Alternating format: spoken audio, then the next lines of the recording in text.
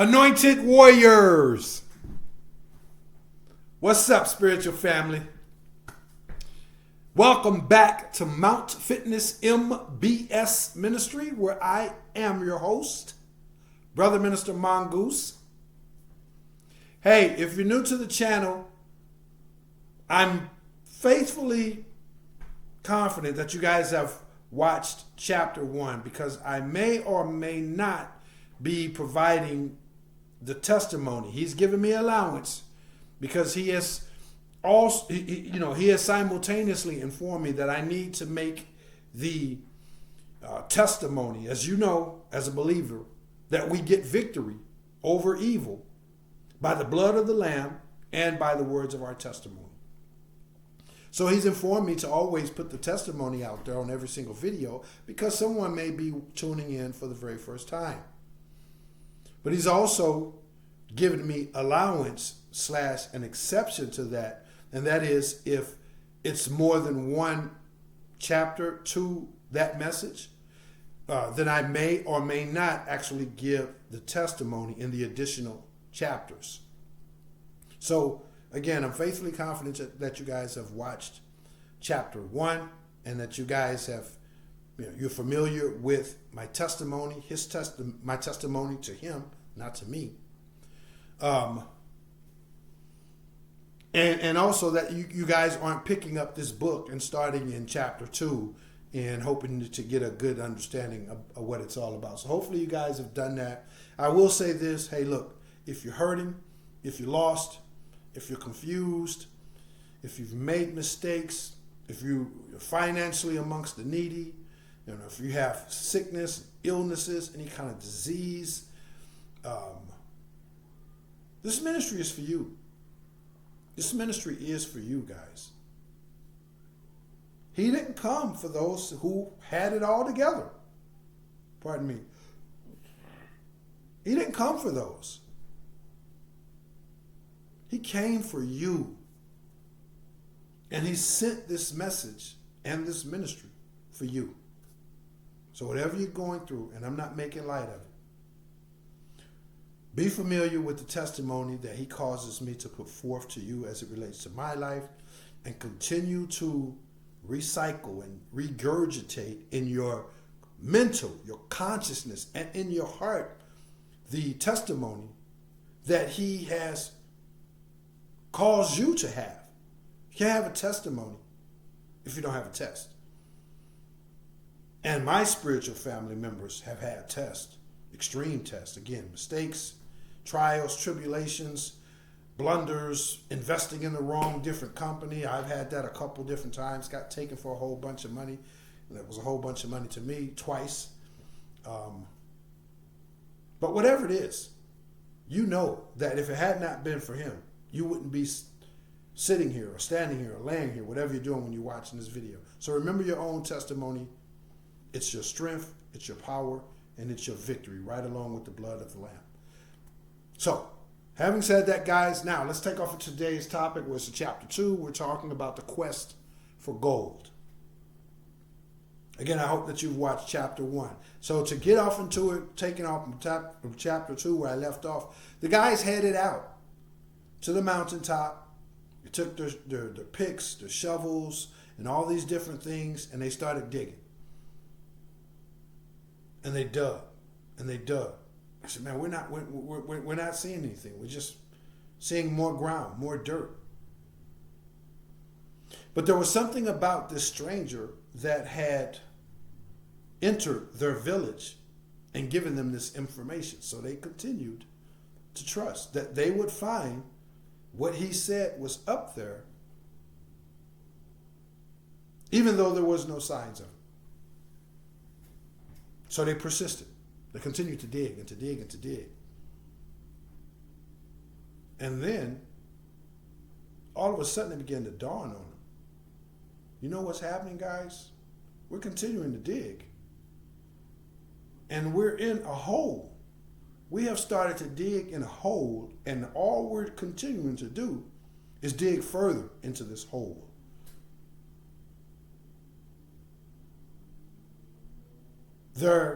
They realized that the equipment that they had in order for them to climb out of the hole was limited. And they realized that if they continued to dig, they would put themselves in a fragile, in a vulnerable state. So how they're going to get out of the hole? They begin to contemplate that as they begin to realize they were just getting deeper and deeper. So they deliberated amongst themselves, and they decided, hey, yeah, the guy that gave us this information is the real deal. We sensed that. We saw it in his eyes. We felt it in the spirit. It's the real deal. He wouldn't send us off. So they continued to dig. Continued to dig. And yet they found nothing. By then, some of the guys begin to say, hey, man, we need to immediately make a course correction. Like, this is not working. And we know we trust this guy, and, we want this money. But how are we going to get out of this hole? We've fallen into a hole, and we keep digging. They deliberated again. And even against their better judgment, some of them continued. Or they all, against some of them's better judgment, they continued to dig because that was the consensus amongst their group. Continued to dig. They dug and they dug and dug, and then finally some of the guys began to say, hey man, look, okay, I'm out of here. This ladder, our ability to climb up out of this hole, if we're going to ever get out of this hole, we need to stop this. We need to get out of here now. And so some of them exited. The remainder continued to dig. And dig, found nothing. They deliberated once again. And then amongst the group that had continued to dig, even some of them said, you know what? I'm out of here, man. We're never going to get out of this hole. That doesn't add up. It doesn't even out. We're not going to get out of this hole. So they struggled and they fought, and it took them quite an effort, an enormous amount of effort, particularly compared to the guys who left a short time ago. But they fought and clawed and gnawed their way up out of there. And then there was some that continued to dig, finding nothing. And even though they looked up and realized, hey man, we're in a hole and all we're doing is digging, they said, nope, they're going to keep right on going. And they continued to dig, and they continued to dig. And then one day, during their digging, the hole caved in on them, collapsed, cost them everything. They never made it out of the hole. So the guys that got out of the hole during the first round and the guys that made it out of the hole during the second round, they realized, hey man, we can't do anything for those guys. We tried to dig them out. We can't get down that deep. The hole is too deep. There's no way we could dig down there and they'd still be alive. So frustrated, feeling betrayed, feeling like their time and their energy was, their friends lost their lives. It was all for naught. They began to murmur and bicker. They headed back down to their village. And they came across the old guy. They said, man, why would you do this? Like, why? We didn't find anything. Did we stop digging too soon? Because that doesn't make sense, because the guys that continued to dig was enveloped. They was consumed when the hole closed in on them. So they was looking for answers. And so the wise man said to them, I never told you guys you would find gold up there. I told you would find something more precious than gold, more valuable than gold. And that when you found that, it would be the means to the ends that you're searching for. The love, the compassion, the financial riches, the ability to do the things that, to buy you some land and take care of your family. I said, well, we didn't find none of that either. And the guy looked at him. He said, where's the other guys? We told you, they're dead. They kept digging. You decided to stop? Yes, we decided to stop. We had no other choice. Then you found what you went in search of. And what was that? Wisdom.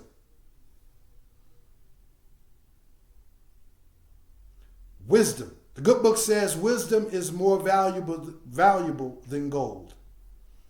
You found the wisdom to say, hey, we're in a hole and we're continuing to dig. It doesn't add up. It doesn't even out. It's 3 to 5 categories beneath senseless. You found wisdom. And with that wisdom, properly and appropriately channeled in life, then all the love that you're looking for, all the joy, all the success, all the compassion, all the strength, all of the financial riches can be obtained through wisdom. And then he reminded them that a fool and his money will soon part. So even if you went up there and you found gold, but you lacked wisdom, then your gold will service you in a very limited, in a very fleeting way. You found something more important than gold, more valuable than gold. As for those who continue to dig,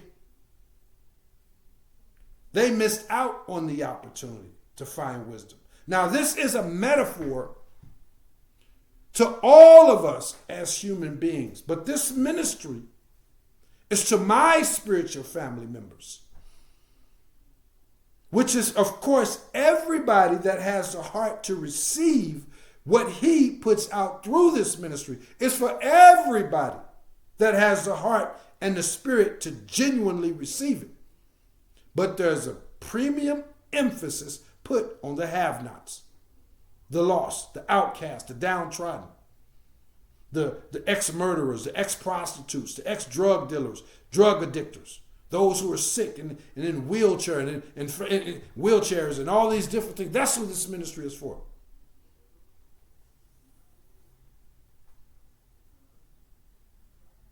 And it's important that we get that, hey, when we have true wisdom, this is what grants us victory. This is what gives us the keys to become and to achieve everything that he has set before us to achieve. Without wisdom, you never get there. Period. All the money in the world can't buy it. All the digging, all the searching, can't buy it. You've found that. Your past mistakes, your errors, your blunders, you found it. And so this story is a metaphor for us to stop digging when we know that whatever it is, lust, greed, it ain't working. All of the systems, all of the designs, all of the instructions, the education that was given to us as small children growing up, it ain't working.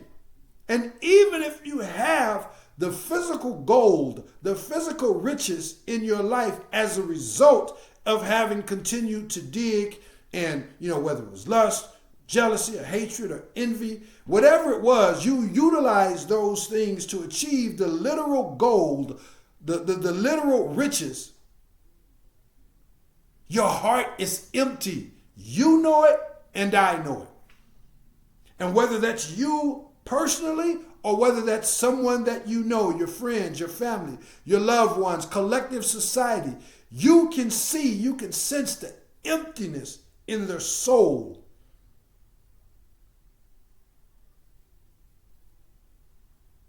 You have attained the wisdom because you stopped digging.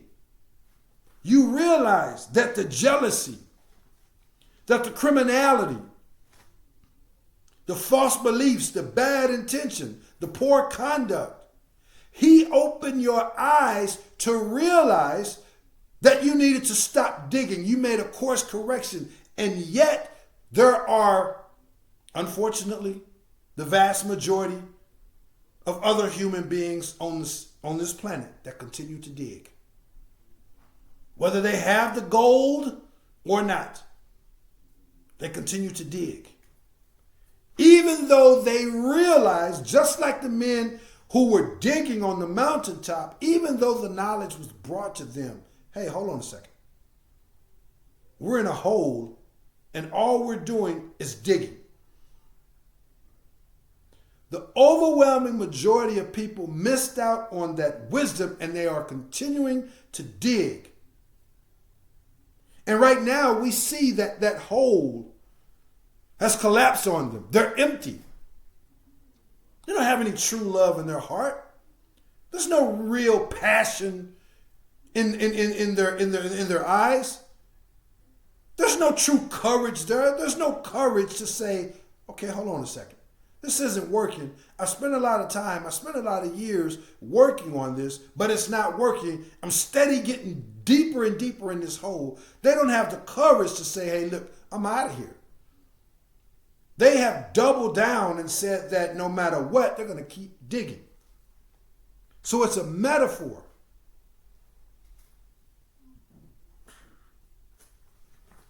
That's what this story is about. For us to realize that whatever it is on our individual paths, our individual walks in life, what is it that's not working? What is it that you spent so much time, so much energy into studying, into becoming? And whether you have the gold or not, you're empty. Whether it's being full of regret and bitterness. Somebody wronged you. The boss fired you for no legit reason. Your spouse cheated on you. You've been bitter for quite a while and you continue to dig. You won't let go of that bitterness. This message, this story is here to call you to the carpet and realize that you're continuing to dig. That bitterness is not serving you. Some of you guys have regrets. You let the best person in your life go. You wronged some people that didn't deserve it. You was right there on the precipice of completing your education and you walked away, you quit school, and now you're barely making ends meet. You have regrets. You're holding on to those regrets. You're letting those regrets dominate you and you're continuing to dig. You won't let it go. But this ministry, this message is calling you to do just that. Stop digging. Because there will come a time, if one continues to dig, that they suffer the same exact fate as the men in the story. You understand?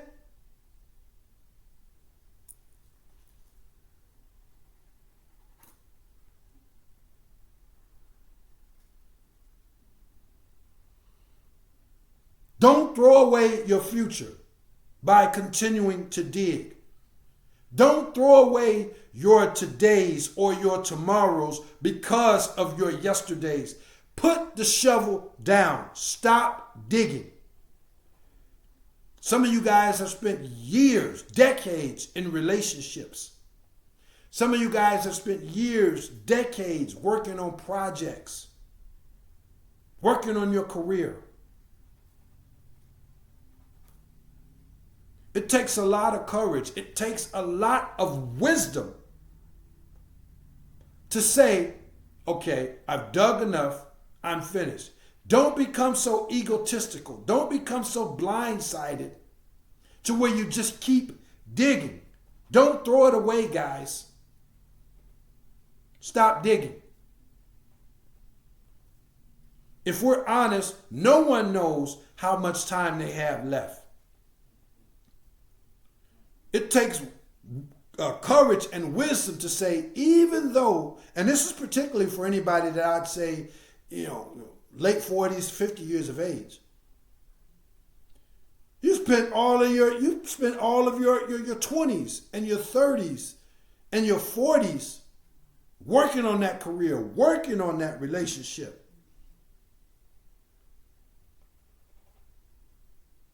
And now you don't know you don't know if you got one more day left, one more year, 10 years, 20, 100,000. You don't know how many years you have left. But you ain't 25 anymore.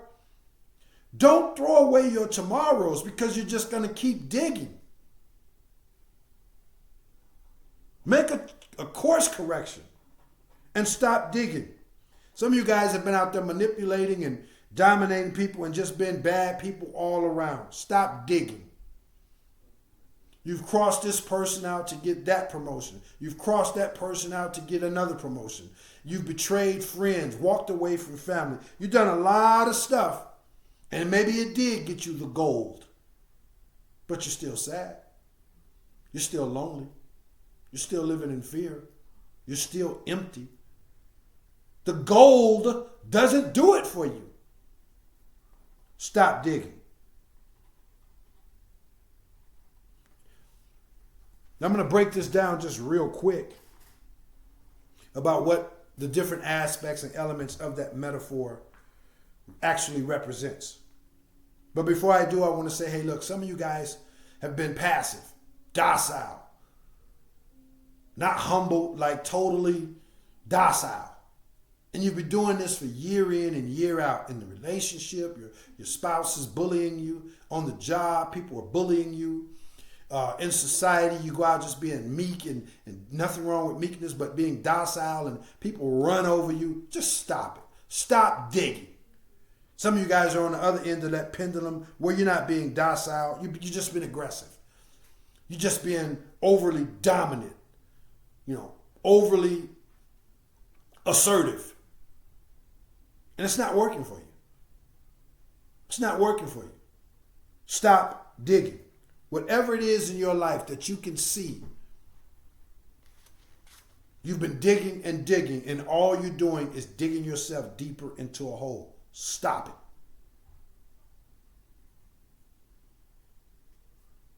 Some of you guys have been weak in all these different things all your life. Some of you guys, again, been overly strong and domineering. Stop it.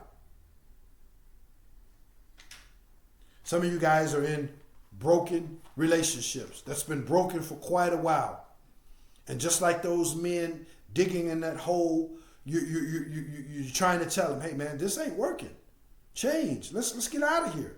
And they're refusing to change. They want to be like the other men in the hole. They want to keep digging with jealousy, with hatred, and trying to tear you down. It's time to move on. Let it go. Stop digging. They don't want to change. They're like those guys that are in the hole who, no matter what, even though they see that all they're doing is burying themselves deeper and deeper, they're committed to continuing to dig. Some of you guys got to utilize that wisdom and utilize that strength that it takes to stop digging, get out of the hole.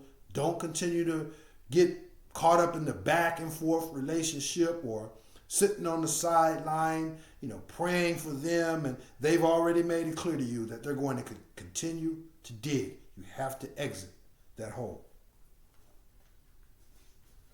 So here's a quick couple of things, and I'll get out of here, guys. The man who told them, who approached the guys in the village, was actually an angel. Now, I've done a couple videos on the fact, on the truth of the matter, that angels do take on human form. Some of you guys are out there are angels, and you don't know it just yet. But you will awaken. I've studied a whole bunch of different religions and stuff like that. Who is it? Let me see. The Rosicrucians. Their foundational belief, or what's at the apex of their belief, is in the beginning came the remembering. Not the word. In the beginning was the remembering. So we're all born into this matrix, and we all have to figure it out, who we are and things of that nature. So some of you guys are angels. You haven't figured it out just yet, but you will. The man who came to them in that village was actually an angel. Angels do take on human form. There's all kinds of biblical precedents, whether it's the Quran, whether it's the Bible, whether it's ancient mysticism, different philosophies. When God sends, in fact, the etymological meaning of the word angel is simply messenger. And God doesn't send, some dragon or some spook in the sky, or some, weird thing when he has to get a message to his children. The angel that appeared before Mary and told her that she was going to give birth came in human form. The Quran is filled with different instances where the angel appeared to the prophets in the form of a well-built man. So there's all kinds of precedents for it, but that's kind of for a different video. I've made tons of video. I believe I just may have a couple more on the docket. I have to check and see what my videos look like, because I always do those kinds of messages, because again, a lot of my spiritual brothers and sisters out there are really angels in human form, and they haven't unwrapped it yet, but he will, in divine timing, unravel that for them, or have them to unravel it. But the guy was an angel. The man was an angel. And we talked about they all, split up into different groups when they started digging. This represents the different paths in our lives. So my path, of digging, was gang banging, criminality, trying to get that gold. Whatever that gold is, that literal financing, whether it's becoming a gang leader, whether it was becoming, a drug dealer, whatever it was, whatever that gold was. That's what the different paths represent. Some people set out to be thugs, some racists, and others, just different paths, womanizers, you name it. They set out on their own different paths. And you know what your path is. You know what's in your life that you set out on and committed to, and you realize that you're just digging a hole. You can let it go. You can stop right now. The choice is in your hand. If you believe in him, put your faith in him and move forward.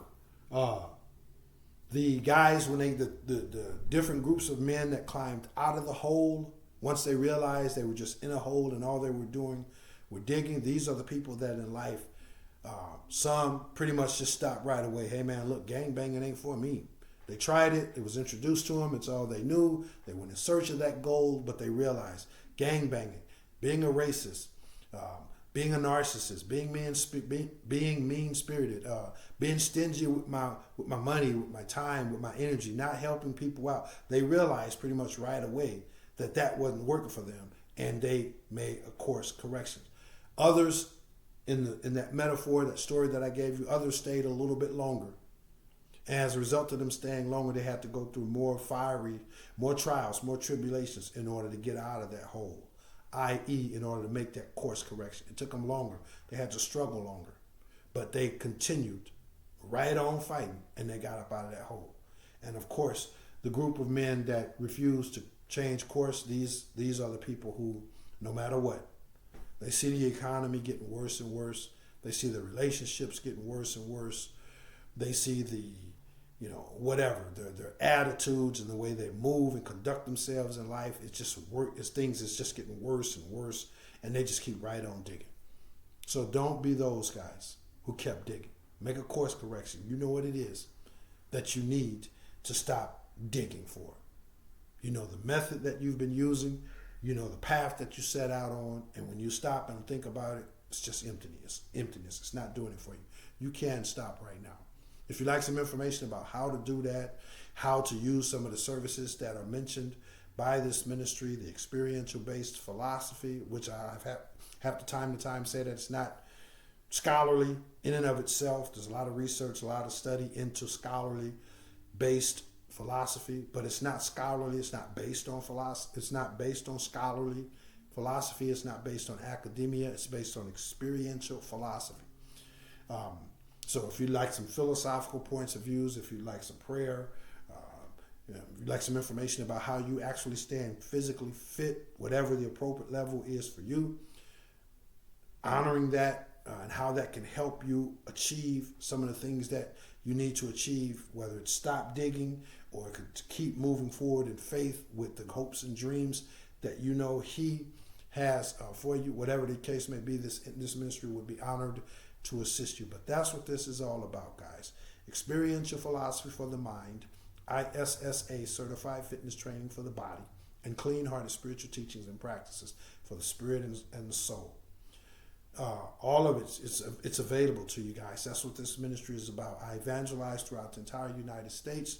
So if you're interested in services, prayer, encouragement, the possibility of recruiting me to come to your city, your state, your neighborhood, I'm going to leave a link down in the description so that you can reach out to this ministry by way of an email. I'm also going to leave a link down in the description for the Cash App if the Holy Spirit moves you to make a monetary donation.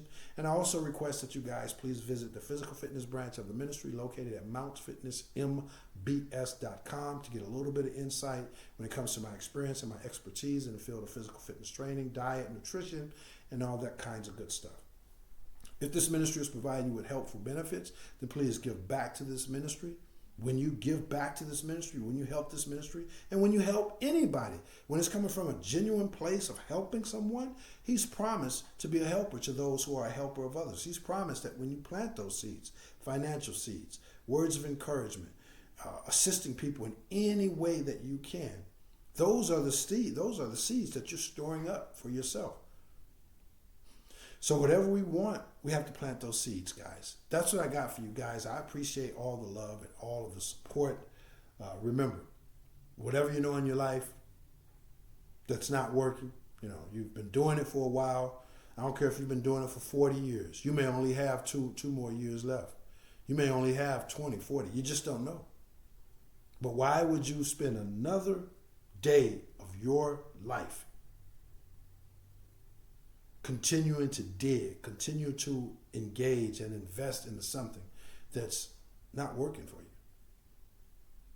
When you fall into a hole, don't start digging. Don't start digging. Stop digging. So that's what I got for you guys. I believe that's everything. Again, check out the testimony if you aren't familiar with it. All the links will be in the description. And also, please remember to hit the like, please. This is how you give back to the ministry. Hit the like. Hit the share button. Pay this message forward. If it's helpful to you, then embrace it. Pay it forward by hitting the share button. And of course, subscribe to the channel and hit the bell icon if you'd like to receive a notification when I upload a new message. I'll get out of here on that, guys. I love you all. Remember that ultimately, there's only two different paths in life. One path leads to blissful ignorance. Some people are just going to keep right on digging. The other path leads to meaning, purpose, and fulfillment in life. The selection between those two paths for your life, the choice is in your hand.